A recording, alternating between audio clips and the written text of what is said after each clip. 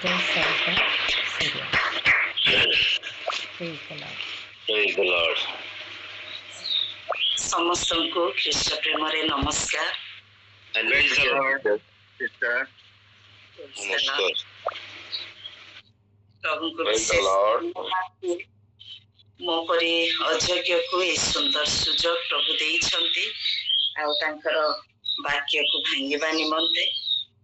ଆଉ ଏଥିପାଇଁ ମୁଁ ପ୍ରଭୁଙ୍କ ଦାସମାନଙ୍କୁ ଦାସୀଙ୍କୁ ପୁଣି ଏଠାରେ ଉପସ୍ଥିତ ଯେତେ ପ୍ରଭୁଙ୍କର ଦାସ ଦାସୀ ସନ୍ତାନ ସନ୍ତତି ଅଛନ୍ତି ସମସ୍ତଙ୍କୁ ମୋ ହୃଦୟ ସହିତ ଧନ୍ୟବାଦ ଦିଏ। ଆଉ ସମସ୍ତେ ଏହି ସ୍ଥାନରେ ପ୍ରଭୁଙ୍କ ବାକ୍ୟରେ ପୋଖ ପ୍ରଭୁ ସେମାନଙ୍କ ଦେଇ ଅନେକ କଥା କହୁଛନ୍ତି। ମୁଁ ଗୋଟେ ସାମାନ୍ୟ ମୁଁ କିଛି ନାହିଁ, ପ୍ରଭୁଙ୍କ କଥା କୁହନ୍ତୁ। ଆସନ୍ତୁ ଆଜିର ଅଳ୍ପ ସମୟର ବାକ୍ୟକୁ ଯିବା ପୂର୍ବରୁ ପଦେ ପ୍ରାର୍ଥନା କରିବା। ପ୍ରଭୁ ଧନ୍ୟବାଦ କରୁଛି, ପ୍ରଶଂସା କରୁଛି, ଗୌରବ କରୁଛି। ପ୍ରଭୁ ଏହି ସୁପ୍ରଭାତରେ ତୁମର ପ୍ରିୟ ଦାସ ଦାସୀ ମାନଙ୍କ ସମ୍ମୁଖରେ ମୁଁ ଅଯୋଗ୍ୟକୁ ତୁମେ ପ୍ରଭୁ ତୁମର ବାକ୍ୟ କହିବା ପାଇଁ ସୁଯୋଗ ଦେଇଛ। ଧନ୍ୟବାଦ କରୁଛି। ମୁଁ କିଛି ନୁହେଁ ପ୍ରଭୁ, ମୁଁ ସମ୍ପୂର୍ଣ୍ଣ ଅଯୋଗ୍ୟ। ତୁମେ ମତେ ହଜାର ଲୁଚାଅ। ମୋ ମୁଖପାତ୍ର ଦ୍ୱାରା ତୁମେ ପ୍ରକାଶିତ ହୁଅ, ଗୌରବାନ୍ୱିତ ହୁଅ, ମହିମାନ୍ୱିତ ହୁଅ। ପ୍ରଭୁ ତୁମର ବାକ୍ୟ ତୁମେ କୁହ, ଦୟା କର। ଯୀଶୁଙ୍କ ନାମରେ ମାଗିଲୁ, ଆମେନ୍। ଆଜିର ଅଳ୍ପ ସମୟର ଧ୍ୟାନ ନିମନ୍ତେ ଆମେ ଗୋଟିଏ ଅଂଶ ଦେଖିବା, ଅତି ସୁପରିଚିତ ଅଂଶ। ଯିଶାୟ 53 ତାର 4 ପଦ ପୁଣି 5 ପଦ। ଯିଶାୟ 53 4 ପଦ ପୁଣି 5 ପଦ। ପ୍ରଭୁଙ୍କ ବାକ୍ୟରେ ଏପରି ଲେଖାଯାଏ, ନିଶ୍ଚୟ ସେ ଆମମାନଙ୍କର ଯାତନା ସବୁ ଧାରଣ କରିଅଛନ୍ତି ଓ ଆମ୍ଭମାନଙ୍କର ବ୍ୟଥା ସବୁ ବହି ଅଛନ୍ତି। ତଥାପି ଆମ୍ଭେମାନେ ତାହାଙ୍କୁ ଆହତ ଓ ପରମେଶ୍ୱରଙ୍କ ଦ୍ୱାରା ପ୍ରହାରିତ ଓ ଦୁଃଖଗ୍ରସ୍ତ ବୋଲି ମଣିଲୁ। ମାତ୍ର ସେ ଆମମାନଙ୍କ ଅଧର୍ମ ନିମନ୍ତେ କ୍ଷତ ବିକ୍ଷତ ହେଲେ ଓ ଆମମାନଙ୍କର ଅପରାଧ ନିମନ୍ତେ ଚୂର୍ଣ୍ଣ ହେଲେ। ଆମମାନଙ୍କର ଶାନ୍ତିଜନକ ଶାସ୍ତି ତାହାଙ୍କ ଉପରେ ବର୍ତ୍ତିଲା ଓ ତାହାଙ୍କ ପ୍ରହାରରେ ଆମ୍ଭେମାନେ ସୁସ୍ଥ ହେଲୁ। ପଠିତ ଶାସ୍ତ୍ରାଂଶ ପୁଣି ଶ୍ରବଣରେ ପ୍ରଭୁ ଆମମାନଙ୍କୁ ଆଶୀର୍ବାଦ କରନ୍ତୁ। এই ବାକ୍ୟର ଗଭୀର ଅର୍ଥ ବୁଝିବା ନିମନ୍ତେ ପବିତ୍ର ଆତ୍ମାଙ୍କ ଶକ୍ତି ସେ ଆମମାନଙ୍କୁ ପ୍ରଦାନ କରନ୍ତୁ। ସମସ୍ତେ ଆମେ এই ବାକ୍ୟ ଶୁଣିଛୁ, ଜାଣିଛୁ। ଆଉ ଏଇ ଗତ 2 ଦିନ ପୂର୍ବରୁ ପ୍ରଭୁଙ୍କର ସେଇ କୃଷାର୍ପିତକୁ ଆମେ ମନେ ପକେଇଛୁ। ତାଙ୍କର ସେଇ ଚୂଡ଼ାନ୍ତ ପ୍ରେମକୁ ଆମେ ସମସ୍ତେ ମନେ ପକେଇଛୁ। ଆଉ ଆଜି ଆଉ ଥରେ ପୁନର୍ବାର ଆଉ ଟିକେ ଆମେ ପ୍ରଭୁଙ୍କର ପ୍ରେମ ବିଷୟରେ ଟିକେ ଆଲୋଚନା କରିବା। ଆମ ନିମନ୍ତେ ସେ କେମିତି କେମିତି କଷ୍ଟ ସହିଲେ, କାହିଁକି ସହିଲେ ସମସ୍ତେ ଆମେ ଜାଣୁ, ତଥାପି ଆଉ ଥରେ ଆମେ ମନେ ପକେଇବା। ଅନେକ ସମୟରେ ଆମେ ଯେତେବେଳେ କଥାବାର୍ତ୍ତା ହଉ, କାହାକୁ ପଚାରୁ କେମିତି ଅଛନ୍ତି, ଭଲ ଅଛନ୍ତି କି, ସାଙ୍ଗେ ସାଙ୍ଗେ ସେଠୁ ଉତ୍ତର ଆସେ, ନାଇଁ ଏମିତି ଅସୁବିଧା, ସେମିତି ଅସୁବିଧା, ମୋ ଦେହ ଭଲ ନାହିଁ, ମୋର ମନ ଭଲ ନାହିଁ, ମୋ ପରିବାରରେ ଭଲ ନାହିଁ, ମୋର ଏମିତି। ଯେତେବେଳେ ହେଲେ ମଧ୍ୟ କେବଳ ସମସ୍ୟା ବିଷୟରେ, ଦୁଃଖ ବିଷୟରେ ଆମେ ପରସ୍ପର କଥାବାର୍ତ୍ତା ହେଇଥାଉ। ଅତି କମ୍ ବ୍ୟକ୍ତି ଅଛନ୍ତି ଯୋଉମାନେ କି ଆଉ ପ୍ରଭୁଙ୍କର ଅନୁଗ୍ରହକୁ, ପ୍ରଭୁଙ୍କର ଦୟାକୁ ସବୁବେଳେ ମନେ ପକେଇ କେବଳ ଧନ୍ୟବାଦ ହିଁ ଦିଅନ୍ତି। ସେମାନେ କେବଳ ଧନ୍ୟବାଦ ଦିଅନ୍ତି, ନାଇଁ ଭଲରେ ଅଛୁ, ପ୍ରଭୁ ଆମମାନଙ୍କୁ ଭଲରେ ରଖିଛନ୍ତି। ସବୁବେଳେ ତାଙ୍କ ମୁହଁରେ କେବଳ ହସ ବାହାରେ। ମୋର ପ୍ରିୟ ମାନେ, ବାଇବେଲରେ ମଧ୍ୟ ଜଣେ ବ୍ୟକ୍ତି ଯିଏକି ପ୍ରଭୁଙ୍କ ସହିତ ତାଙ୍କର ସାନ୍ନିଧ୍ୟରେ ସେ ସବୁବେଳେ ରହୁଥିଲେ, ପ୍ରଭୁଙ୍କର ଗୌରବ ପ୍ରଶଂସା କରୁଥିଲେ। କିନ୍ତୁ ହଠାତ୍ ଦିନେ ଆଉ ସେ ନିଜେ କହୁଛନ୍ତି ଯେ ମୋର ପାଦ ପ୍ରାୟ ବିକ୍ଷେପ ଖସିଗଲା, ମୁଁ ବିଚଳିତ ହେଇଗଲି। ଦୁଷ୍ଟ ମାନଙ୍କର ଦାମ୍ଭିକତା ଦେଖି, ଦୁଷ୍ଟ ମାନଙ୍କର ସମସ୍ତ ସୁଖ ଦେଖି ମୁଁ ଟଳମଳ ହେଇଗଲି ଯେ କାହିଁକି ସେମାନେ କଷ୍ଟରେ ପଡନ୍ତି ନାହିଁ।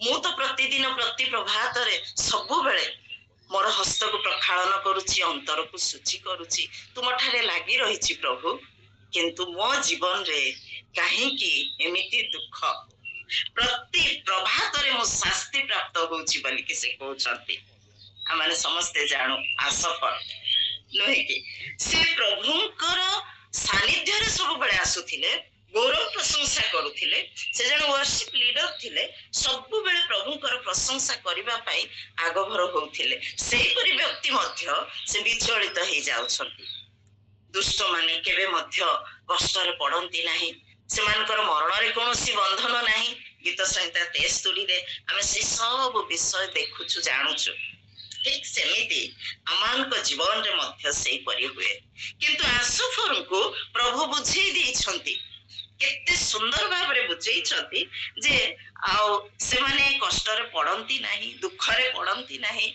मनर बांछा ठारू अधिक प्राप्त हुअंती केते अन्याय कले मध्य किछि नाही दाम्भिक भाव रे अन्याय दुर्नीति को से माने कोन करंती गळार हार परि वस्त्र परि परिधान करंती तू भाबुछु सेना सेमानकर किछि होउनी बोली किंतु मो सेमानकर वर्तमान अपहंच कहउछंती आ जदी हम देखिबा से गीत संहिता 63 रो एक पद रे लेखा अछि जे खसड़ा स्थान रे मो रखु अछि खसड़ा स्थान रे किंतु तुमर हाथ को मु तुमर दक्षिण हाथ को मु धरिछि हालेलुया हालेलुया मोर प्रिय माने अमाने सब बेले भाबु अमाने निस्स अमाने असहाय मोर दुख एते असहाय हे जाउछि जे हम केते चेष्टा कले मते सेथिरु बाहरी पारुनी प्रभु बदे मोर प्रार्थना सुनु नांती किंतु आसफल को प्रभु से सांत्वनार बाणी दौछंती बुझेई दौछंती जे आउ मु तुमर दक्षिण हस्त धरिछि आमाने समस्ते से विषय रे जानू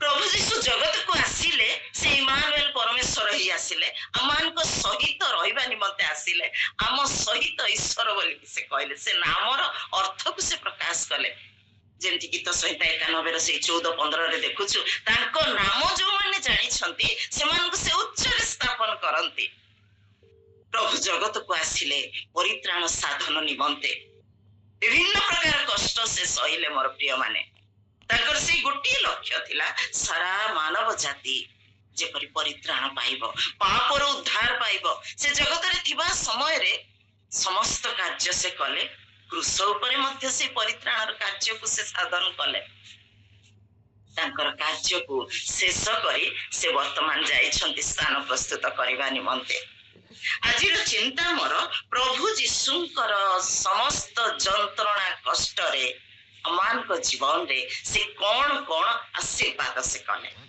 प्रभु जीशुंकर जंत्रणा रे अमान को जीवन पाई कौन कौन से मंगल करिछंती प्रभु जीशु चाहिथिले केमती हेले मधे निजर जीवन को से देई पारि थांते पुणी हुए तो तांको एका संगे रे मरा ही थांता पुणी हुए तो जेमती जोहन को तेल कढ़ी रे पकई देले सेमती मधे पकई देई थांते पुणी लोक माने हुए तो काहा को जो शिष्य को करतरे कटा हिची सेमती करी कि मध्य मारी देई थांते पुणी जीसु को जे कोनोसी विषय रे मध्य संगे संगे मध्य प्रभु यीशु निजर जीवन को देई सारी थांते पुणी से जगत को आसीबा मध्य आश्चर्य तांकर जन्म आश्चर्य तांकर मृत्यु आश्चर्य सब विषय माने जानू आ तांकर से जो मृत्यु पूर्वर जेतिकी कष्ट से अनुभव करिसंती सेथिरे मध्य अमान को पई से आशीर्वाद रखिसंती मोर प्रिय माने जदि हमरे प्रथम रो देखिबा गोटी गोटी विषय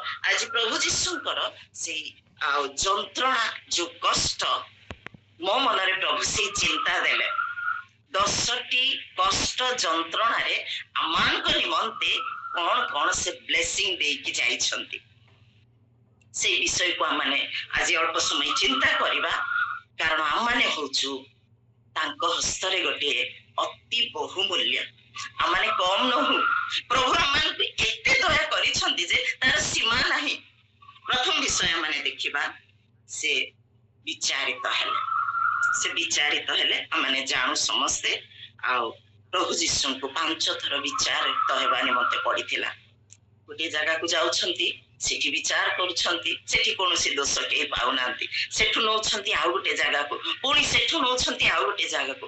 ଏହିପରି 5ଟି ଜାଗାରେ ପ୍ରଭୁ ଯୀଶୁ ବିଚାରିତ ହେଲେ। ମୋର ପ୍ରିୟ ମାନେ,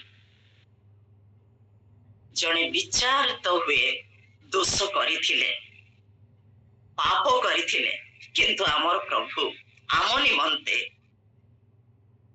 ସେ ଦୋଷ ରହିତ ହେଲେ ମଧ୍ୟ ବିଚାର ସ୍ଥାନରେ ସେ ଠିଆ ହେଲେ। ହାଲେଲୁୟା। କାହିଁକି ଜାଣନ୍ତି? ଯଦି ଆମେ ଦେଖୁ ଦ୍ୱିତୀୟ ବିବରଣ 28:14 ପଦରେ ଲେଖା ଅଛି, ସେ ଆମମାନଙ୍କୁ କେବେ ମଧ୍ୟ ଲାଙ୍ଗୁଡ ହେବା ନିମନ୍ତେ ଦିଅନ୍ତି ନାହିଁ। ହାଲେଲୁୟା। ସବୁବେଳେ ସେ ଆମମାନଙ୍କୁ ମସ୍ତକ କରି ଏଇ ଜଗତରେ ତାଙ୍କର ଗୌରବ ନିମନ୍ତେ, ତାଙ୍କର ପ୍ରଶଂସା ନିମନ୍ତେ ଠିଆ କରାଇବାକୁ ସେ ଇଚ୍ଛା କରନ୍ତି। ମୋର ପ୍ରିୟ ମାନେ, ଆମେ ଦେଖିବା ସେଇ ଅଂଶ, ଦ୍ୱିତୀୟ ବିବରଣ 28:14 ପଦ। କେହି ଜଣ ପଢି ଦିଅନ୍ତୁ ଦୟାକରି। ଦ୍ୱିତୀୟ ବିବରଣ 28:14 ପଦ।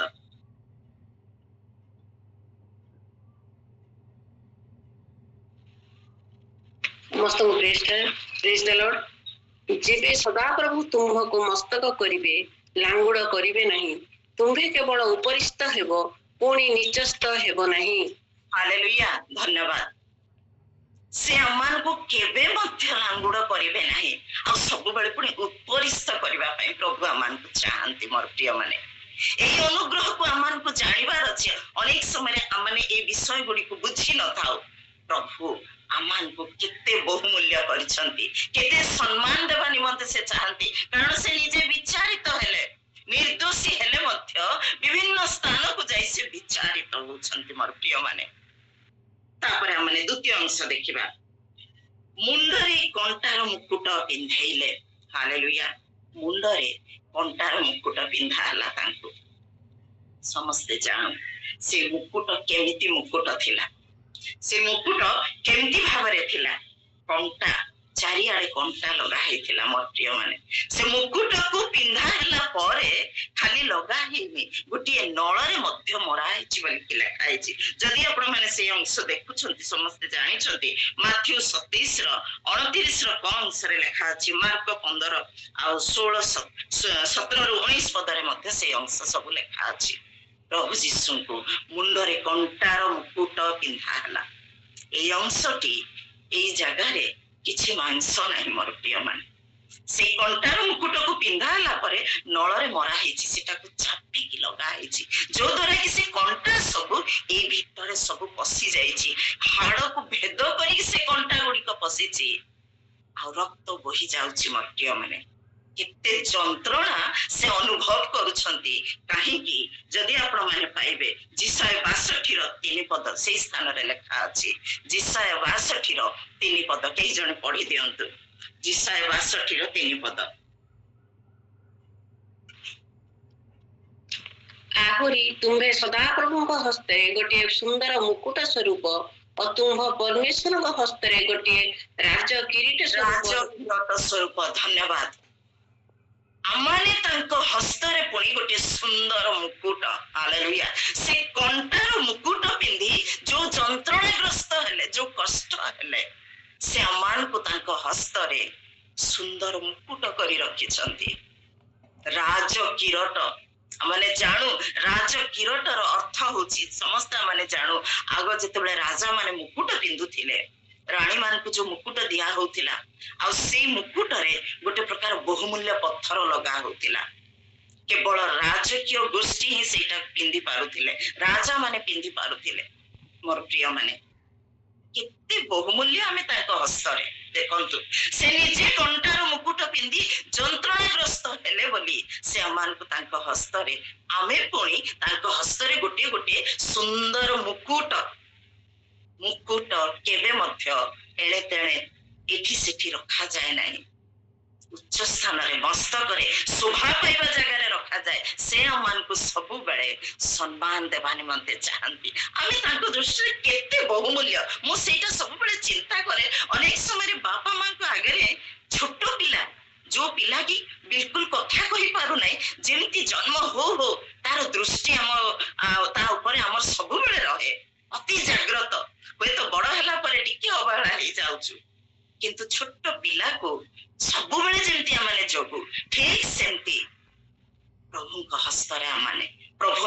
ସେହିପରି ବହୁମୂଲ୍ୟ କରିଛନ୍ତି। ସେ କଣ୍ଟାର ମୁକୁଟ ପିନ୍ଧିଲେ ବୋଲି ଆମମାନଙ୍କୁ ସେ ତାଙ୍କ ହସ୍ତରେ ଏକ ସୁନ୍ଦର ମୁକୁଟ କରି ଆଉ ସେ ବିଷୟ ସବୁ ଆମେ ଜାଣୁ। ମୁକୁଟ କେତେ ପ୍ରକାର ରହିଛି ସେ ସବୁ ଆଲୋଚନା କରିବା ନିମନ୍ତେ ସମୟ ନାହିଁ।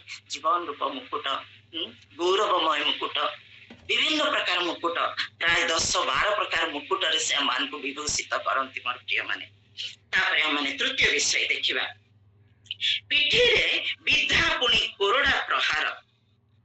ପ୍ରଭୁ ଯୀଶୁଙ୍କୁ ବିଧା ପୁଣି କୋରଡା ପ୍ରହାର ଦିଆହେଲା, ସମସ୍ତେ ଆମେ ଜାଣୁ।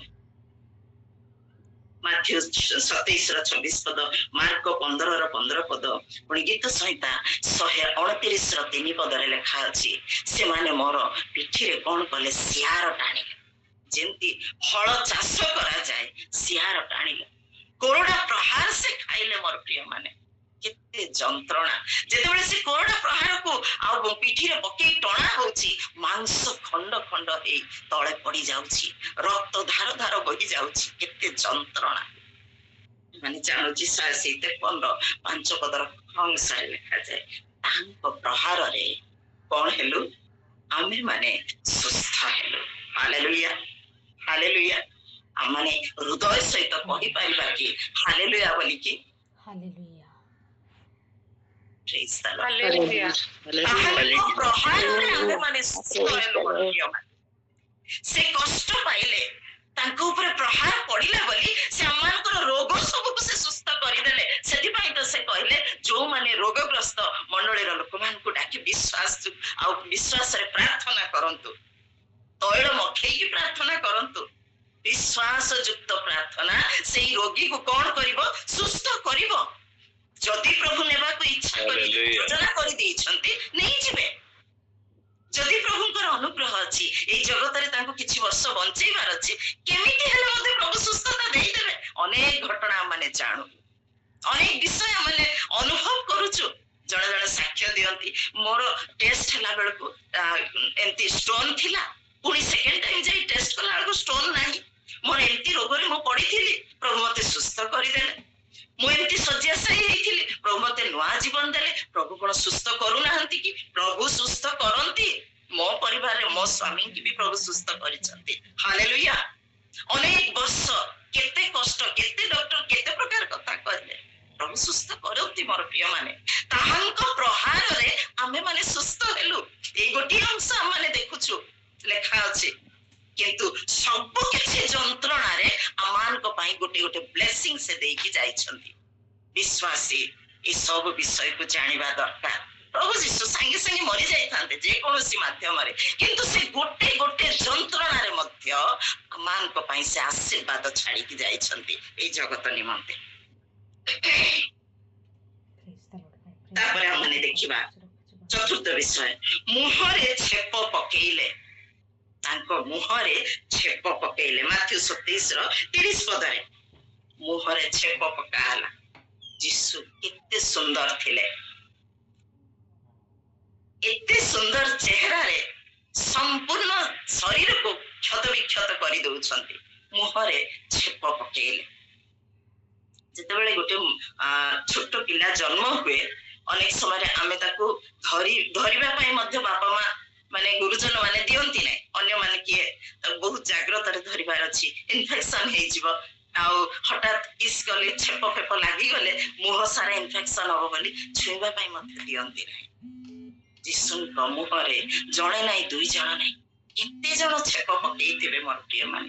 ସେ ମୁହଁ ବିବର୍ଣ୍ଣ ହେଇଗଲା, ପୁରା ରକ୍ତାକ୍ତ ହେଇଯାଇଛି, ଏପଟ ଛେପ ପଡିଛି, କେତେ ଅସୁନ୍ଦର ଦେଖାଗଲେ। ପୁରା ସମ୍ପୂର୍ଣ୍ଣ ଶରୀର ବିବର୍ଣ୍ଣ ହେଇଯାଇଛି। ତାଙ୍କୁ ଦେଖି କେହି ଚିହ୍ନି ବି ପାରୁନାହାନ୍ତି। ଏତେ ସୁନ୍ଦର ଚେହେରାକୁ ସେ କେମିତି କରିଦେଇଛନ୍ତି? କାହିଁକି ନା ସେ ଆମମାନଙ୍କୁ ସୁନ୍ଦର କରିବା ନିମନ୍ତେ, ସେ ଆମମାନଙ୍କୁ ସୌନ୍ଦର୍ଯ୍ୟରେ ପରିପୂର୍ଣ୍ଣ କରିବା ନିମନ୍ତେ ମୋର ପ୍ରିୟ ମାନେ। ବୃଦ୍ଧ ହେଲେ ମଧ୍ୟ ତୁମ୍ଭେ ମାନେ କଣ ହେବ? ରସ ଆଉ ତେଜରେ ପୂର୍ଣ୍ଣ ହବ, ସୁନ୍ଦର ଦେଖାଯିବ। ହାଲେଲୁୟା। ଗଜପତିରେ ଜଣେ ପ୍ରଭୁଙ୍କ ଦାସ ଥିଲେ, ସମସ୍ତେ ଜାଣନ୍ତି କରାଡ ବାବୁ ବୋଲି। ଆଉ ସେ ସବୁବେଳେ ରାତ୍ରି ସମୟରେ ସେ ପାହାଡ ଉପରକୁ ଯାଉଥିଲେ ପ୍ରାର୍ଥନା କରିବା ପାଇଁ। ଆଉ ଯେତେବେଳେ ସେ ପ୍ରାର୍ଥନାରେ ବସୁଥିଲେ ମୋର ପ୍ରିୟ ମାନେ, ରାତି ଅଧରେ ଯେତେବେଳେ ଲୋକମାନେ ବାହାରନ୍ତି, ଏକ ଯିବା ନିମନ୍ତେ ଆଉ ଗାଁ ମାନଙ୍କରେ ତ ଲାଟ୍ରିନ୍ ବାଥରୁମ ଆଗ କାଳରେ ନଥିଲା। ସେମାନେ ଦେଖନ୍ତି ପାହାଡ ଉପରେ କେହି ଜଣେ ବସିଛନ୍ତି ଆଉ ତାଙ୍କର ମୁଖମଣ୍ଡଳ ଖାଲି ଲାଇଟ ଭଳି ଜଳୁଥିବ। ପୁଣି ପ୍ରଭୁ ସୁନ୍ଦର କରନ୍ତି। ଯଦି ଆମେ ଦେଖିବା ବାଇବେଲରେ Hallelujah. ଦାନିଏଲ ତାର 1 ପର୍ବର 12 ରୁ 15 ପଦରେ ଲେଖା ଅଛି। ସମସ୍ତେ ଆମେ ଜାଣୁ ଗୋଟେ ଚ୍ୟାଲେଞ୍ଜ ଥିଲା ନୁହେଁ କି? 10 ଦିନ ପର୍ଯ୍ୟନ୍ତ ସୈଦ୍ରକ ମୈଶ୍ରକ ଅବେଦନକୁ ପୁଣି ଦାନିଏଲକୁ ଶସ୍ୟ ଜାତୀୟ ଖାଦ୍ୟ ଦିଆଗଲା, ରାଜକୀୟ ଖାଦ୍ୟ, ଆଉ ଅନ୍ୟମାନେ ଖାଇଲେ। ଏମାନେ କହିଲେ ଆମକୁ ସେ ରାଜକୀୟ ଖାଦ୍ୟ ଆବଶ୍ୟକ ନାହିଁ, ଆମକୁ ଶସ୍ୟ ଜାତୀୟ ଖାଦ୍ୟ ଦିଅନ୍ତୁ। ସେମାନେ ଚ୍ୟାଲେଞ୍ଜ କରୁଛନ୍ତି 10 ଦିନ ପରେ କାହାର ମୁଖମଣ୍ଡଳ ସୁନ୍ଦର ଦେଖାଯିବ ଆମେ ଦେଖିବା। ହାଲେଲୁୟା। ଆମେ ଜାଣୁ ସମସ୍ତେ 10 ଦିନ ପରେ ସେ ସବୁ ପଢିଲା ବେଳକୁ ସମୟ ନାହିଁ ବର୍ତ୍ତମାନ।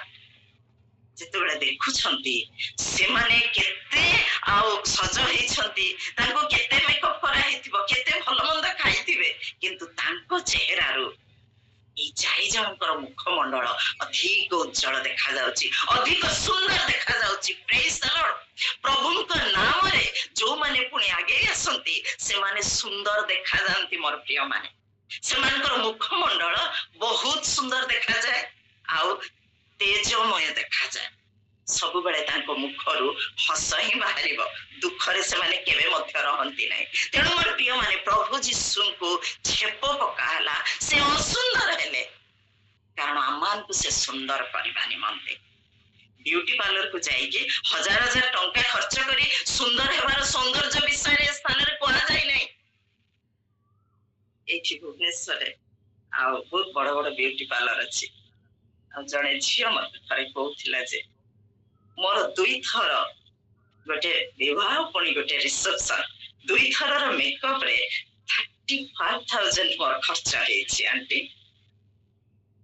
ମୁଁ ସେତେବେଳେ ଚିନ୍ତା କରୁଥିଲି, କହନ୍ତି ସମସ୍ତେ ବିବାହ ଥରେ ହବ, ସବୁ କିଛି ବିଷୟ ହବ, କିନ୍ତୁ ସେ ସୌନ୍ଦର୍ଯ୍ୟ କେତେ ସମୟ ପାଇଁ। କିନ୍ତୁ ପ୍ରଭୁ ଯୋଉ ସୁନ୍ଦରତା ଦିଅନ୍ତି, ପ୍ରଭୁ ଆମମାନଙ୍କୁ ଯୋଉ ସୁନ୍ଦରରେ ଗଠନ କରିଛନ୍ତି, ତା ସୁନ୍ଦର ଠାରୁ ଅନ୍ୟ କୌଣସି ସୁନ୍ଦର ବଡ ବିଷୟ ନୁହେଁ। ତେଣୁ ସେ ନିଜେ ବିବର୍ଣ୍ଣ ହେଲେ, ତାଙ୍କର ମୁଖକୁ ବିବର୍ଣ୍ଣ କରିଦେଲେ ଆମମାନଙ୍କୁ ସେ ସୁନ୍ଦର କରିବା ନିମନ୍ତେ। ତାପରେ ଆମେ ଦେଖିବା ପଞ୍ଚମ ବିଷୟ, ଗାଲରେ ଚାପୁଡା ମାରିଲେ। ମାଥ୍ୟୁ 26ର 67 ପଦରେ ଲେଖା ଅଛି, ମିଖା 5ର 1 ପଦରେ ଲେଖା ଅଛି, ଗାଲରେ ଚାପୁଡା ଖାଇଲେ ପ୍ରଭୁ ଯୀଶୁ। ଗାଲରେ ଚାପୁଡା ମରା ହେଲା। ଓ କି କଷ୍ଟ!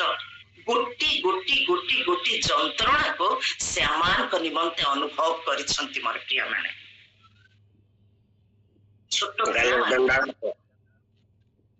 ଛୋଟ ପିଲାମାନଙ୍କୁ ଯେମିତି ଭୁଲ କଲେ ଗାଲରେ ଚାପୁଡା ମାରିଦେଉ, ଠିକ ସେମିତି ପ୍ରଭୁ ଯୀଶୁ ଗାଲରେ ମଧ୍ୟ ଚାପୁଡା ଖାଇଲେ। ଆଉ ଲେଖା ଅଛି, ଯଦି ଆମେ ଦେଖିବା ବିଳାପ 3ର 30 ପଦରେ 32 ପଦରେ, ସେଇ ସ୍ଥାନରେ 31ରୁ 32 ଯୋଉ ଲେଖା ଅଛି, ଯଦି ତୁମମାନଙ୍କୁ କେହି ଜଣେ ଗାଲରେ ଚାପୁଡା ମାରେ, ତୁମେ ଆଉ ଗୋଟେ ଗାଲ ଦେଖେଇ ଦିଅ, ପ୍ରଭୁ ସେ ବିଚାର କରିବେ। ତାର ଅର୍ଥ ହଉଛି ସେଇଟା, ତୁମେ କିଛି କୁହ ନାହିଁ, ପ୍ରଭୁ ବିଚାର କରିଦେବେ, ଆମ ନିମନ୍ତେ ସେ ଠିଆ ହେବେ। ମୋର ପ୍ରିୟ ମାନେ, ସେଇ ଅନୁଗ୍ରହ ସେ ଆମ ପାଇଁ କରିଛନ୍ତି। ଯଦି ତମକୁ କିଏ ମାରୁଛି, ଗୋଟେ ଗାଲରେ ମାରୁଛି, ତମେ ଆଉ ଗୋଟେ ଗାଲ ଦେଖେଇ ଦିଅ, ତାପରେ ସେଇଠି ଫୁଲ ଷ୍ଟପ୍ ରହିଯାଇଛି, ମୁଁ ସେ ବିଚାର କରିବି, ତମେ ସେଥିପାଇଁ ଚିନ୍ତା କର ନାହିଁ, ତୁମେ ନମ୍ର ହେଇକି ସହିଯା। ପ୍ରଭୁ ସେ ଅନୁଗ୍ରହ ଆମମାନଙ୍କ ନିମନ୍ତେ କରିଛନ୍ତି। ତାପରେ ଆମେ ଦେଖିବା 6 ନମ୍ବରରେ ଷଷ୍ଠ ବିଷୟ, ପାଟିରେ ଅମ୍ଳ ରସ ଦିଆଗଲା। ତାଙ୍କୁ ଯେତେବେଳେ କୃଷ ଉପରେ ସେ ଝୁଲୁଛନ୍ତି, ମତେ ତୃଷା ଲାଗୁଛି କହୁଛନ୍ତି, ଆଉ ସେତେବେଳେ ମଧ୍ୟ ତାଙ୍କୁ ଉତ୍ତମ ଜଳ ଦିଆଯାଇ ନଥିଲା। ସେ ଆମ ନିମନ୍ତେ ପରିତୃପ୍ତ ପାଣି ମଧ୍ୟ ଟିକେ ସେ କଷ୍ଟ ସମୟରେ ପିଇ ପାରି ନଥିଲେ। ମୋର ପ୍ରିୟ ମାନେ, କାହିଁକି ଜାଣନ୍ତି ନା? ଯଦି ଆମେ ଦେଖିବା, ଆଉ ସେଇ ବିଷୟ ଲେଖା ଅଛି ମାର୍କ 15ର 36, ଲୁକ 23ର 36, ଜୋହନ 19ର 29ରେ ଲେଖା ଅଛି, ଗୀତ ସଂହିତା 91ର 16 ପଦରେ ଲେଖା ଅଛି, ଆମ୍ଭେ ପରିତୃପ୍ତ କରିବା, ବୃଦ୍ଧ ହେଲେ ମଧ୍ୟ ସବୁ ଦାୟିତ୍ୱ ପ୍ରଭୁ ନେବେ, ଆମମାନଙ୍କୁ ସେ ପରିତୃପ୍ତ କରିବେ, ଉତ୍ତମ ଉତ୍ତମ ଖାଦ୍ୟରେ, ସବୁ ବିଷୟରେ ସେ ଆମମାନଙ୍କୁ ପରିତୃପ୍ତ କରିବେ। ସେଟା ତ ଗୋଟେ ବହୁତ ବଡ ବିଷୟ। ଦ୍ୱିତୀୟ ବିଷୟ ହେଉଛି ହିତୋପଦେଶ 18-21 ପଦରେ ଲେଖାଯାଏ, ମରଣ ଆଉ ଜୀବନ ପୁଣି ଜିହ୍ବାର ଅଧୀନ। ହାଲେଲୁୟା। ସେ ସେଇ ପାଟିରେ ଅମ୍ଳ ରସକୁ ଗ୍ରହଣ କଲେ, ତୃପ୍ତ ପାଣି, ସୁନ୍ଦର ଆକ୍ୱାଗାର୍ଡ ପାଣି ଟିକେ ମିଳିନଥିଲା ତାଙ୍କୁ। ସେଇ କଷ୍ଟ ଯନ୍ତ୍ରଣା ସମୟରେ ଠୋପାଏ ପାଣି ତାଙ୍କୁ ମିଳିନଥିଲା। ମୋର ପ୍ରିୟ ମାନେ, ସେମାନଙ୍କୁ ସେ ପାୱାର ଦେଇଛନ୍ତି, ମରଣ ଆଉ ଜୀବନ ପୁଣି ଏଇ ଜିହ୍ବାର ଅଧୀନ। କେତେ ବଡ! ଆମମାନେ ଗୋଟେ ସାମାନ୍ୟ ମନୁଷ୍ୟ, ଛାର ମନୁଷ୍ୟ, କିନ୍ତୁ ଆମମାନଙ୍କୁ ସେ ଏଇ ଅନୁଗ୍ରହ କରିଛନ୍ତି, ଯାହା କିଛି ଉଚ୍ଚାରଣ କରିବା ପୁଣି ସେଟା ସଫଳ ହେବ। ହାଲେଲୁୟା।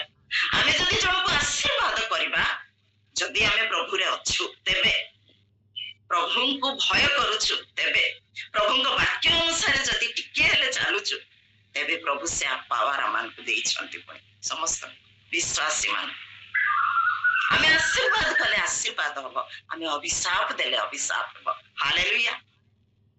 ଲୋକ ଖାଲି ଗୋଟେ ବାବାଜୀ ବା ଗୋଟେ ବଡ ବଡ ପ୍ରଭୁଙ୍କ ଲୋକମାନେ କିମ୍ବା ଏଇପରି ବୋଲିକି ଭାବନ୍ତି, କିନ୍ତୁ ବିଶ୍ୱାସୀ ମାନଙ୍କୁ ପ୍ରଭୁ କେତେ ସୁନ୍ଦର ଅନୁଗ୍ରହରେ ପୂର୍ଣ୍ଣ କରିଛନ୍ତି, କେତେ ବହୁମୂଲ୍ୟ ଆମମାନେ ପ୍ରକୃତରେ ତାଙ୍କ ଦୃଷ୍ଟିରେ।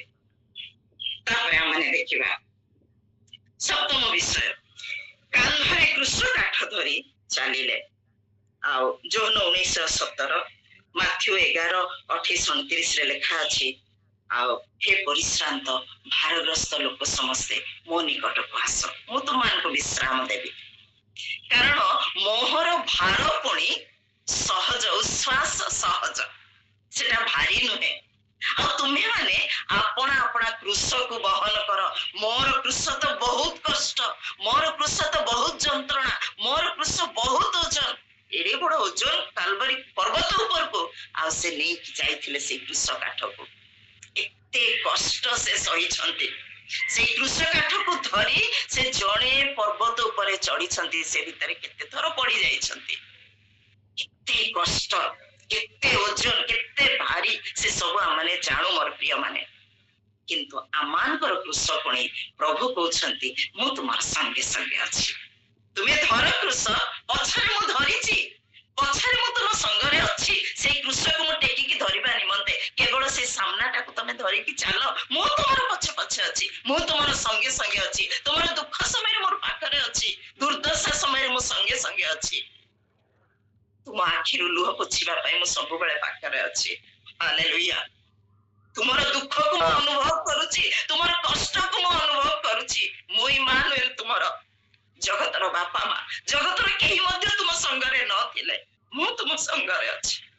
ମୁଁ ତୁମର ସବୁ ଭାର ବହିବି। ତୁମର ଯିବା ବେଳେ, ଆସିବା ବେଳେ, ବସିବା ବେଳେ, ଚାଲିବା ବେଳେ, ତୁମର ସବୁବେଳେ ମୁଁ ଅହରହ ଦୃଷ୍ଟି ରଖିଛି। କିନ୍ତୁ କେବେ ମଧ୍ୟ ନିରାଶ ହୁଅ ନାହିଁ, କୃଷକୁ ତଳେ ପକେଇ ଦିଅ ନାହିଁ। ଯାହା ବି କଷ୍ଟ ଆସୁ, ଝଡ଼ ମଧ୍ୟରେ ଠିଆ ହେବା ପାଇଁ ମୁଁ ସାହାଯ୍ୟ କରିବି। ପ୍ରଭୁ ଆମମାନଙ୍କୁ ସେ ଭରସା ଦିଅନ୍ତି ମୋର ପ୍ରିୟ ମାନେ। ଆମେ କେବଳ ଚଳଚ୍ଚିତ୍ର ପରି ପ୍ରଭୁ ଯୀଶୁଙ୍କର ସେଇ କଷ୍ଟକୁ ମନେ ପକେଇ ଦେବା ନାହିଁ, ସେ ଆମମାନଙ୍କ ନିମନ୍ତେ କେତେ ଅନୁଗ୍ରହ କରିଛନ୍ତି ସେଇ ବିଷୟକୁ ଆମେ କେବେ ମଧ୍ୟ ନ ଭୁଲୁ। ପାପ ପଥରୁ ସବୁବେଳେ ଫେରି ଆସୁ ମୋର ପ୍ରିୟ ମାନେ। ତାପରେ 8ମ ବିଷୟ ଦେଖିବା, ତାଙ୍କ ହାତରେ କଣ୍ଟା ମରା ହେଲା। ଲୁକା 23:23 ପଦ, ମାର୍କ 15:25 ପଦରେ ଲେଖା ଅଛି। ଯେତେବେଳେ ମୁଁ ଦେଖେ ସେ ମାନେ ଗୀତ, ପ୍ରତ୍ୟେକ ଗୀତରେ ପ୍ରାୟ ଆଜିକାଲି ସେଇ ସିନ୍କୁ ଆମେ ଦେଖୁ, ଝୁଲିଲ ମୋ ପାଇଁ କୃଷରେ, ବିଭିନ୍ନ ଗୀତରେ ଆଉ ସେଇ ସିନ୍କୁ ରଖନ୍ତି। ଯୀଶୁଙ୍କର କେମିତି କଷ୍ଟ ସେ ପାଉଛନ୍ତି। ହାତରେ କଣ୍ଟା ଯେତେବେଳେ ମରା ହଉଛି, ହାତରେ କଣ୍ଟା ମରା ହବ, ପୁଣି ସେ କୃଷକୁ ଓଲଟା ଦିଆ ହଉଛି, ଓଲଟେଇକି ସେ ଯୋଉ କଣ୍ଟାକୁ କଣ କରାହଉଛି, ଆହୁରି ଏମିତି ବଙ୍କା କରାହୁଏ, କାଳେ ଖସିଯିବ ବୋଲି। କେତେ କଷ୍ଟ, ମୁଁ ସେଇ ସିନ୍ ଦେଖିପାରେ ନାହିଁ। ଏତେ ବଡ ବଡ କଣ୍ଟାକୁ କେମିତି କରିକି ମରା ହଉଛି ମୋର ପ୍ରିୟ ମାନେ। ହାତରେ କଣ୍ଟା ମରା ହେଲା। ମତେ ଏତେ ଗୁଡେ କଷ୍ଟରେ ମାର ନାହିଁ, ମତେ ଏକା ସାଙ୍ଗରେ ମାରିଦିଅ ବୋଲି ଯୀଶୁ ଚାହିଁଥିଲେ ମଧ୍ୟ ହେଇପାରିଥାନ୍ତା। ପୁଣି କାହିଁକି ଜାଣନ୍ତି? ଦେଖିବା ମାନେ ସମସ୍ତେ ମାଥ୍ୟୁ 16:19 ପଦରେ ଲେଖା ଅଛି। ମାଥ୍ୟୁ 16:19 ପଦରେ ଲେଖା ଅଛି, ମୁଁ ସ୍ୱର୍ଗର କଞ୍ଚି ତୁମ ହସ୍ତରେ ଦେବି, ମୁଁ ସ୍ୱର୍ଗର କଞ୍ଚି ଦେବି। କଞ୍ଚି ଦେଲେ କୋଉଠି ଧରିବା? ଆମେ ହାତରେ ହିଁ ଧରିବା। Hallelujah, hallelujah. ଯାହା ତୁମେ ସ୍ୱର୍ଗରେ ବନ୍ଦ କରିବ ତାହା ବନ୍ଦ ହବ, ଯାହା ଏ ପୃଥିବୀରେ ବନ୍ଦ କରିବ ସେଟା ବନ୍ଦ ହବ, ଯାହା ସ୍ୱର୍ଗରେ ଖୋଲିବ ଖୋଲିବ, ଯାହା ଏଇ ସ୍ଥାନରେ ଖୋଲିବ ଖୋଲିବ। ହାଲେଲୁୟା। କେତେ ବଡ ଅନୁଗ୍ରହ ପ୍ରଭୁ ଆମମାନଙ୍କୁ ଦେଇଛନ୍ତି ମୋର ପ୍ରିୟ ମାନେ। ସେଇ ଚାବି କାଠି ଆମ ହସ୍ତରେ ସେ ଦେଇଛନ୍ତି, କିନ୍ତୁ ଅନେକ ସମୟରେ ତାର ମୂଲ୍ୟ ଆମେ ବୁଝି ନଥାଉ। ଯେତେବେଳେ ବିପଦ ଆସେ, ସମସ୍ୟା ଆସେ, ଆମେ ଏଣେ ତେଣେ ଦୌଡ଼ି ଯାଉ। ପାଖରେ ପ୍ରଭୁ ଠିଆ ହେଇ କହନ୍ତି ତତେ ମୁଁ ଦେଇଛି ଏ ବିଷୟରେ। ତାପରେ ଆମେ ଦେଖିବା ନବମ ବିଷୟ, ପାଦରେ କଣ୍ଟା ମରା ହେଲା। ହାଲେଲୁୟା। ଦୁଇଟି ପାଦକୁ ଜଏଣ୍ଟ କରି ସେଇ କାଠ ଉପରେ ରଖା ହେଇଛି, ଆଉ କଣ୍ଟା ମରା ହେଇଛି। ଏଡ଼ିକିଟି କଣ୍ଟା ନାହିଁ ମୋର ପ୍ରିୟ ମାନେ, କେତେ ଲମ୍ବା କଣ୍ଟା ମରା ହେଇଥିବ, କେତେ କଷ୍ଟ। ଥରେ ନାହିଁ, ଦୁଇଥର ନାହିଁ, ତିନିଥର ନାହିଁ। ଆଉ ଯେତେବେଳେ ସେ ଲୁହାରେ ସେମାନେ ମାରୁଥିବେ, କେତେ କଷ୍ଟ ଲାଗି ନଥିବ ମୋର ପ୍ରିୟ ପ୍ରଭୁଙ୍କୁ। କାହିଁକି ଜାଣିଛନ୍ତି?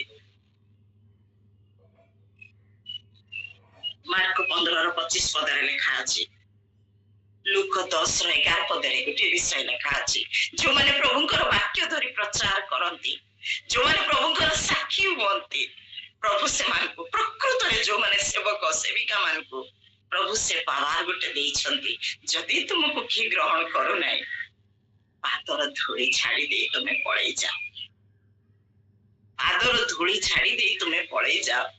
ସଦମ ଗମରା ଠାରୁ ମଧ୍ୟ ସେଇ ଜାଗାର ଅବସ୍ଥା ଅତି ଭୟଙ୍କର ହବ ବୋଲି ଲେଖା ଅଛି। ଆଉ ଏଇଟା ମୁଁ ମୋ ନିଜ ଜୀବନରେ ଦେଖିଛି ପ୍ରଭୁଙ୍କ ଲୋକମାନଙ୍କ ଠାରୁ। ଏଇଟା ମୁଁ ସାକ୍ଷୀ, ମୁଁ ନିଜେ ଦେଖିଛି ମୋର ପ୍ରିୟ ମାନେ। ପ୍ରଭୁ ସେ ପାୱାର ଦିଅନ୍ତି, ପ୍ରଭୁ ସେ ଅନୁଗ୍ରହ ଦେଇଛନ୍ତି ଯାହାର ମନୁଷ୍ୟ ମାନଙ୍କୁ, ଯୋଉ ମନୁଷ୍ୟ ମାନଙ୍କର କୌଣସି ପ୍ରକାର କିଛି ବି ଉତ୍ତମତା ନାହିଁ, ପବିତ୍ରତା ନାହିଁ, ସିଦ୍ଧତା ନାହିଁ, କିନ୍ତୁ ପ୍ରଭୁ ସେହିପରି ଭାବରେ ଅନୁଗ୍ରହ ପ୍ରଦାନ କରିଛନ୍ତି ମୋର ପ୍ରିୟ ମାନେ। ତାପରେ ଆମେ 10ମ ବିଷୟ ଦେଖିବା, ବକ୍ଷରେ ବର୍ଚ୍ଛା ମରା ହେଲା। ଯେତେବେଳେ ପ୍ରଭୁ ଯୀଶୁ କ୍ରୁଶ ଉପରେ ଝୁଲୁଛନ୍ତି, ଆଉ ସେ ନିଜର ଜୀବନକୁ ଦେଇ ସାରିଲେଣି, ସେ ନିଜେ ନିଜର ଜୀବନକୁ ଦେଲା ପରେ ଏମାନେ କହୁଛନ୍ତି ସେ ମଲେ ନା ନାହିଁ ବୋଲି ବର୍ଚ୍ଛା ମାରୁଛନ୍ତି। ଆଉ ସେତେବେଳେ ଆମେ ଦେଖୁଛୁ ରକ୍ତ ଆଉ ଜଳ ପୁଣି ନିର୍ଗତ ହେଲା। ହାଲେଲୁୟା। ମଲା ଲୋକଙ୍କର କେବେ ମଧ୍ୟ ରକ୍ତ ଆଉ ଜଳ ବାହାରିବ ନାହିଁ, କିନ୍ତୁ ପ୍ରଭୁ ଯୀଶୁଙ୍କର ବାହାରିଥିଲା ମୋର ପ୍ରିୟ ମାନେ।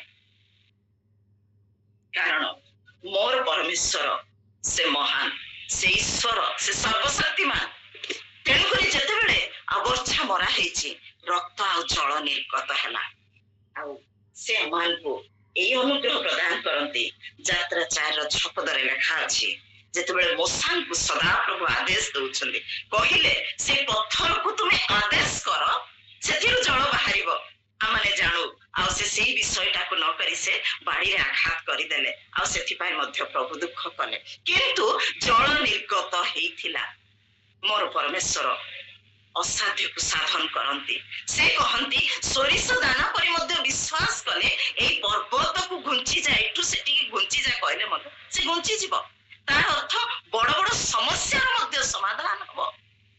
ଅନେକ ସମୟରେ ପଥର ପରି ଜଡ଼ ହେଇଥିବା ହୃଦୟକୁ ମଧ୍ୟ ପ୍ରଭୁ ତରଳେଇ ଦେବେ ମୋର ପ୍ରିୟ ମାନେ। ସେ ଅନୁଗ୍ରହ ସେ କରିଛନ୍ତି, ସେ ଦୟା ସେ କରିଛନ୍ତି। କିନ୍ତୁ ଯୀଶୁଙ୍କର ମୃତ୍ୟୁ ପରେ ଯେତେବେଳେ ମରିୟମ, ମଗଦଲିନୀ ମରିୟମ, ଅନ୍ୟ ମା ମାନେ ସବୁ ଯାଉଛନ୍ତି ଦେଖିବା ପାଇଁ, ସେ ସ୍ଥାନରେ ଆମେ ସବୁ ଜାଣିଛୁ, ଶୁଣିଛୁ ଯୀଶୁଙ୍କର ସେଇ ଆଉ କବର ସ୍ଥାନକୁ ଯାଉଛନ୍ତି, ରାସ୍ତା ସାରା କଥା ହଉଛନ୍ତି। ସେମାନେ ବିଶ୍ୱାସ କରିପାରୁନଥିଲେ। ସେମାନେ ଭାବିଥିଲେ କଣ, ଯାଇକି ଆଉ ଥରେ ମଖେଇକି ଆସିବା। ସେ ସବୁ ଘଟଣା ମାନେ ସମସ୍ତେ ଗତକାଲି ପରଦିନ ସବୁ ଶୁଣିଛୁ। ଯାଇ ଦେଖୁଛନ୍ତି ନାହିଁ, ଯୀଶୁଙ୍କର ମୃତ ଶରୀର ନାହିଁ। ସେଠି ସ୍ୱର୍ଗର ଦୂତ ମାନେ ବସିଛନ୍ତି, ସେମାନେ ବି କହୁଛନ୍ତି ଯେପରି ସେ କହିଥିଲେ ସେହିପରି ଉଠିଛନ୍ତି, ହେଲେ ମଧ୍ୟ ମୁହଁକୁ ଶୁଖେଇ ପଳେଇ ଆସୁଛନ୍ତି। ମରିୟମ କାନ୍ଦୁଛନ୍ତି। ଯୀଶୁଙ୍କୁ ସାମ୍ନାରେ ଦେଖିକି ମଧ୍ୟ ମୋର ପ୍ରଭୁକୁ କିଏ ନେଇ ଯାଇଛନ୍ତି ପରା ବୋଲିକି ଭାବୁଛନ୍ତି। से पर्यंत विश्वास आसु नहीं जे जीशु उठी सारिलेनि बोली शिष्य माने हेइकी मध्य जीशुଙ୍କ सहित मां माने सब संस्पर्श रे आसी कि मध्य विश्वास करि पारु नांती जीशु उठिलेनि बोली कि से माथ्यू 23 रे मध्य समस्त घटना लेखा अछि जोहन 20 रे मध्य लेखा अछि फेरी आसिले मुह सुखै फेरी आसुछंती से रास्ता रे जाउछंती दुई जण जीशु तांको सहित जाउछंती से सब पद पर्व गाड़ी पढ़िबा पई समय नै सब जानि छ माने जीशु को कहउछंती तमे से घटना जानि न तांको एम्ति करा हला सेम्ति करा हला हाय हाय थोमा जे कि निजर शिष्य सब विषय देखिछंती से कहउछंती तांकर समस्त क्षत स्थान रे मु न छुइले विश्वास करिबि नाही मु बेले बेले भाबे सेई पदटी जीशुଙ୍କୁ केते যন্ত্রণা देई नथिबो मोर प्रिय माने तथापि से दयावान बोली क्षमा करी देकी सीधा जाई कि देखौछंती तुमा देखो मोर ई जगह रे तुमे छुई कि देखो तुमे देखिला रो मते विश्वास कला मात्र जो माने न देखि मते विश्वास करंती से माने धन्य आमे प्रकृत रे धन्य जदि आमे विश्वास करूछु प्रभुଙ୍କର से अनुग्रहକୁ से चूड़ांत प्रेम को जदि विश्वास करूछु से जगत रे जे कार्य पय आस्थिले अमान को मध्य से सेही कार्य पय न्यस्त करिसंती मोर प्रिय माने से स्वर्गारोहण कला बेले सेही गोटे कथा कहले तुम माने मध्य जाओ मोर सुसमाचार को प्रचार करो समग्र मानव जाति निकट रे मु तुमर संगे संगे अछि प्रभु यीशु सेही कार्य को संपन्न करिबा निमंते से जगत को आसिले कष्ट सहिले जगत रे थिबा पर्यंत सेवा कार्य कले क्रूस ऊपर मध्य से चोरों को परित्राण देले क्रूस ऊपर झुलुथिबा समय रे भी तांको कार्य को बंद करि नाहंती शेषरे कबर मध्य को मध्य से गले विभिन्न स्तर पर्यंत से जाइछंती बंदी आत्मा माने जो माने कि प्रभु को विषय जानि नथिले सुनि नथिले सेमान को से सुनिबा निमंते परित्राण देबा निमंते मोर प्रिय माने कबर पर्यंत से जीवा पई पछहुंचा हे नथिले आमान को मध्य से सेही दायित्व देइछंती आमाने केमिति भाबरे प्रभु को संतुष्ट करिबा प्रभुଙ୍କର सेही समस्त विषय को वाक्य को पालन करिबा प्रथमे तो पापरु परित्राण से आमान को देई सारिछंती केबे मध्य पाप करिबा पई चेष्टा न करू से सब विषय आमाने जानु समस्ते कारण जानि जानि पाप कले आ क्षमा नै मोर प्रिय माने पापरु परित्राण पाई सारिछु पापरु सब बेले आ दूर रे रही तांकर सेवा निमंते आगे आसीबा विभिन्न माध्यम रे जे कोनसी माध्यम रे भी प्रभुଙ୍କର सेवा करिबा पई केबे मध्ये पछघुंचा हेबा नै कारण सब बेले केवल वाक्य को सुनतिबा प्रार्थना करूतिबा निजे पवित्र रहिबा तेणी कि मोर परिवार केमती हो मोर ग्रामवासी केमती हो किबा मोर साई पड़िसा केमती हो अन्य मान को पई चिंता करिबा नै से विषय प्रभु कहि नांती जो अनुग्रह माने पाइछु अन्य मान को आगे प्रकाश करिबा आ निश्चय प्रभु हम संग रे रहिबे प्रभु प्रत्येक को आशीर्वाद करतु कहबारे किछि भूल थिले क्षमा करिवे प्रभु ए अल्प वाक्य रे हम प्रत्येक जीवन द्वारा महिमा पांतु तांकर से चूड़ांत प्रेम को सब बेले मन पके तांको वाक्य अनुसार बंचिबा पय हम समस्त को से आशीर्वाद करतु धन्यवाद प्रभु आमन को आज गोटे सुंदर भावरे वाक्य देइचंती आ भोणी सविता सूर्य आमान को पाखरे एते सुंदर भावरे कृष्य जातना कृष्य कषण को वर्णना करुथिले आ सेटा आमान पयका निहाती आवश्यक आमे जानिबा दरकार जेतला माने पाप प्रलोभन आड़ को जाउछु ए सब आमान को मन रे आसिले आमान हुए तो सेथरु विमुख हबा फेरी आसीबा तो जेते थोर अमेरिका सुनिबा एमान को पय सेटा आशीर्वाद आसंतु प्रार्थना करिया धन्यवाद प्रशंसा पाए को एकमात्र योग्य परमेश्वर प्रभु हमने तुमरो धन्यवाद करछु प्रशंसा करछु गौरव करछु कारण तुम्हें महान ईश्वर तुम्हें सृष्टिकर्ता जो मनुष्य पाई तुमरो से प्रतिटी रक्त बिंदु झरी थिला से मनुष्य को प्रभु तुम्हें कितने उच्च स्थान रखिच तुम से दक्षिण हस्त ताको तुम्हें संभाली की रखिच मात्र दुष्ट मान पाद से खसड़ा स्थान रे अच्छी आमान को मनरे केतरे केतरे हुए जे आमने कहीं विभिन्न समस्या भितर जाऊचु मात्र जो मैंने प्रभु को जानती नहीं जो मैंने प्रभु विरोध करुचंती सेमानकर जीवन केते सुंदर भाव चलुचे मात्र आज प्रभु हे पवित्र आत्मा रूपी परमेश्वर तुम्हें आमान को से शास्त्र रु विभिन्न शास्त्रांश रु तुम्हें देखई देल जे तुम्हें आमान को से मस्तक करी रखियो तुम्हें आमान को से राज मुकुट परिका रखीच तुम्हें आमान को पाइका से जो कोरोना खाइल प्रभु एवं जो मुख को तुमर विवर्ण हो गला आज तुम्हें आमान को मुख को उज्जवल करुच सूर्यर उताप जमती से प्रातः काल मध्याह्न पर्यंत क्रमश बढ़ई आज प्रति विश्वासी मानकर तुम्हें से मुखमंडल आभा को ज्योति को तुम्हें बढ़ई चलीच हृदय जो परिवर्तन होची प्रभु सेमान को भीतर जो शांतिर वार्ता बाहरुची सेमान को भीतर जो शांति आश्वासनर वार्ता सांत्वनार वार्ता बाहरुची प्रभु केते लोकों को आनंद दौची केते लोक केते निराश प्राण रे से आशार संचार करची आज तुम्हें आमान को पाइका ताड़ित हेलो प्रहारित हेलो कंटा तुम गोड़े से पिटा गला जो रक्त धार धार बोहिला से प्रभु से रक्त द्वारा आज आम विजय जीवन काटुଛୁ पाप उपरे जयलाभ करने शत्रु शैतान समस्त आक्रमण रो निजको रक्षा करने प्रभु से रक्तर शरण आम नहीं थाऊ प्रतिदिन आम शरीर उपरे आम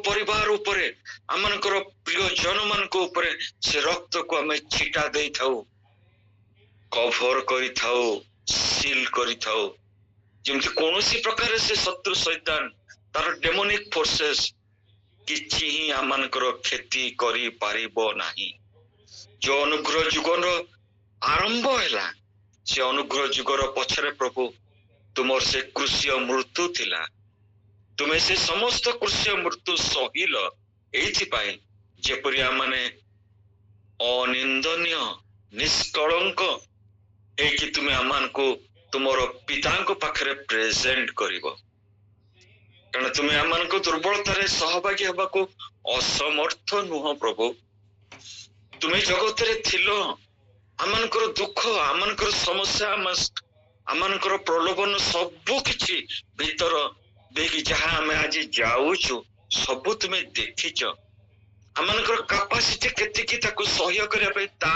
जानिच एवं तुम से वाक्य रूप जल रे प्रतिदिन आमान को प्रभु आत्मिक भाव तुम्हें उत्साहित करुच आमान जीवन को आमान आत्मिक जीवन को आहुरी जमती मैच्योर हब परिपक्व हब परिपृष्ट हब प्रतिदिन तुम वाक्य दे आमान को प्रभु तुम्हें कथा कहच हाँ पवित्र आत्मा रूप ईश्वर आम तुमको धन्यवाद दौचु आज आम जार जहाँ आवश्यकता थिला तुम्हें जानी थिलो तुमर वाक्य द्वारा तुम्हें कथा कहीच प्रभु आमने तुमर धन्यवाद करछु प्रशंसा करछु जो सुंदर सुजोग देइछ प्रतिदिन सकाळे तुम चरण तले बसिया पाइका हाँ पिता जेटा तुमर अनुग्रह पाई आमने पाइछु प्रभु तुमर विविध दया सकाशु आज आमने ए अनुग्रह प्राप्त होइछु प्रभु आमने हृदयर कृतज्ञता तुमको जणाउछु हाँ बाबा तुम्हें जदि न थांतो आमान जीवन वृथा होता मात्र तुम आमान जीवन आज से पिता निकट रे अति अति अति बहुमूल्य हो सारी आमान को तुम्हें जीवन शेष पर्यंत सब मंदतार रक्षा करी पिता पार्श्व तुम्हें आमान को प्रवेश करया पर्यंत तुम्हें आमान साथी रे अच्छ प्रतिज्ञा करिच कदापि छाड़ी भी नहीं हाँ प्रभु आमने तुम से प्रतिज्ञा को क्लेम करछु आम जीवन रे आम परिवार रे आम समाज रे आमर छोट परिवार ए मंडली रे माने क्लेम करछु प्रभु तुमर से कंटा बिंद हस्त आम प्रत्येक को आज घोड़े की रखु जेमती से कुकुड़ा तार छुआ मान को तार डेणा भीतर रखे प्रभु तुमर से स्थान रे प्रभु निरापद स्थान रे तुम्हें आमान को रख आज जार जहा प्रभु आत्मारे मागुणी अच्छी ता तुम्हें शुणी सारीच आमने धन्यवाद दौच तुम्हें प्रत्येक को मागिबा जाचिबा अपेक्षा अधिक दे सारीच। हाँ प्रभु तुमरी समय आम से प्राप्त हवा बोलिका आउ थे तुमको धन्यवाद दौच कारण आमने तुम हाथ में बहुमूल्य किरीट स्वरूप आमने तुम हाथ में से सुंदर गोटे राज मुकुट आमन को बुझिया को दियो आमने साधारण लोक न शैतान तार जेते गर्जन तर्जन कले मध्य तुम्हें आमानकर सांगरे अच्छा प्रभु धन्यवाद धन्यवाद धन्यवाद भौणी को विशेष भाव में तुम्हें आशीर्वाद कर से गत दिन मानकर से मुख्य आउ से वक्ता वक्त्री जाइथिले जलेश्वर आ विभिन्न स्थान को सेठी वाक्य देकी आसी प्रभु तुम्हें जे तांको व्यवहार कर स्वामी को फिलिमन सूर्य को व्यवहार कर पुओ मान को व्यवहार कर से परिवार प्रभु तुम प्रति समर्पित डेडिकेटेड कमिटेड से आम तुमको धन्यवाद दूँ परिवार तुम्हें सृष्टि कर प्रभु आम इस जगार प्रभु जेपरी प्रति घर तुम से आनंदर स्वर उछुली उठिब हालेलुया। हाँ प्रभु